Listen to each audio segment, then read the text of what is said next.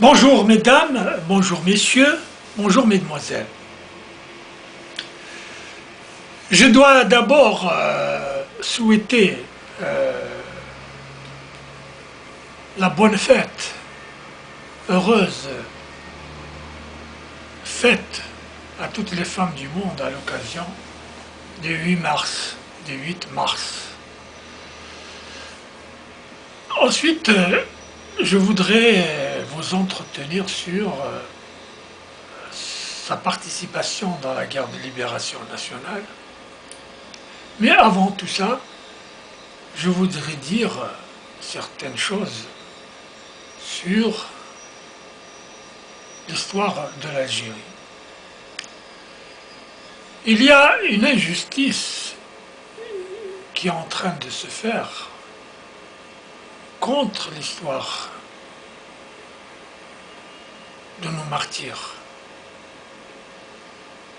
Il y a une sorte de tentative d'inhibition de la mémoire de notre histoire. Il est malheureux pour nos jeunes Algériens qui, pour connaître l'histoire de nos aînés, doivent se référer à des institutions étrangères, à des librairies et des bibliothèques étrangères et à des professeurs et à des écrivains étrangers. Il n'y a pas une volonté soutenue de l'État pour valoriser la mémoire de nos héros de la Révolution, qui reste un exemple pour notre jeunesse, pour les générations à venir.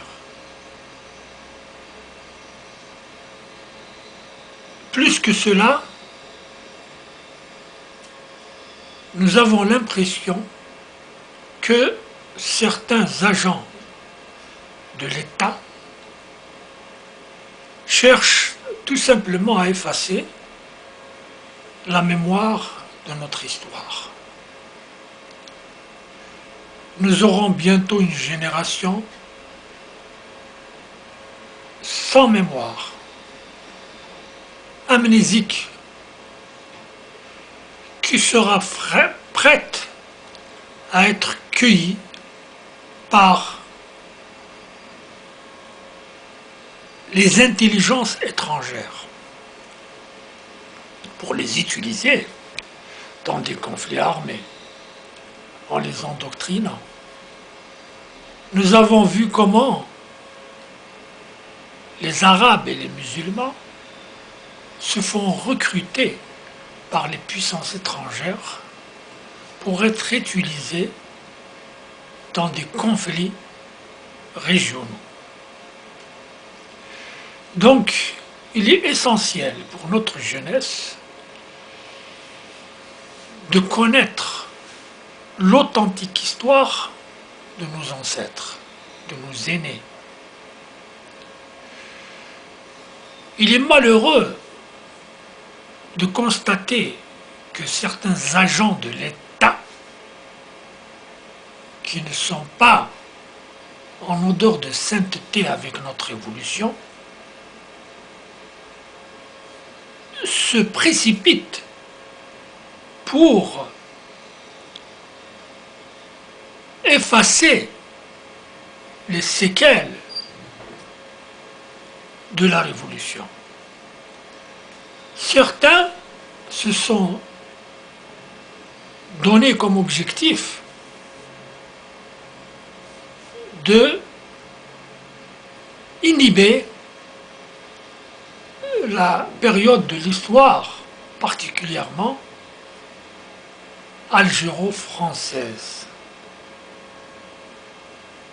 pour des motifs politiques, il se presse à exiger de la France à reconnaître ces crimes et, par voie de conséquence, à les excuser après avoir présenté ses excuses. Je crois que ceux qui font semblant de presser la France pour présenter ses excuses n'ont qu'un seul objectif, c'est d'effacer l'histoire de la période qui va de 1830 jusqu'à 1962. Mais, je pose la question, avant que la France présente des excuses sur cette période, encore faudrait-il savoir ce qui s'est passé réellement avec précision pendant cette période. En tant que assassinat, en tant que exaction, en tant que viol, en tant que torture, en tant que disparition. Je ne peux, en ce qui me concerne, accepter des excuses présentées pour quelque motif que ce soit. Il est clair que les motifs qui se cachent derrière cette supercherie restent non pas des motifs économiques, mais des motifs de magouille. Certains poussent le ridicule jusqu'à croire que la France est disposée à indemniser les victimes de la guerre d'Algérie, les victimes civiles non françaises de la guerre d'Algérie. Il s'agit là d'une manipulation grotesque. Il s'agit là d'un retour du colonialisme sous une autre forme. Il s'agit là d'une propagande mensongère qui tend à effacer l'impact de cette colonisation odieuse. Par conséquent, je mets en garde les jeunes Algériens pour ne pas tomber dans ce raccourci suicidaire, car c'est toute l'histoire de nos vaillants combattants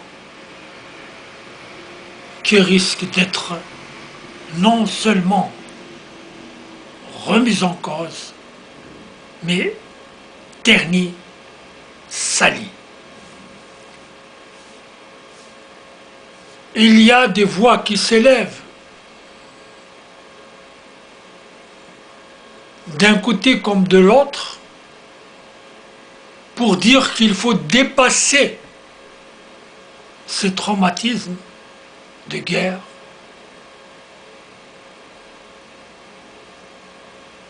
Je dirais tout simplement que ceux qui veulent dépasser ces traumatismes ne les ont pas subis. Car est-il possible de surmonter un traumatisme de guerre? Ce traumatisme de guerre a un nom, l'histoire.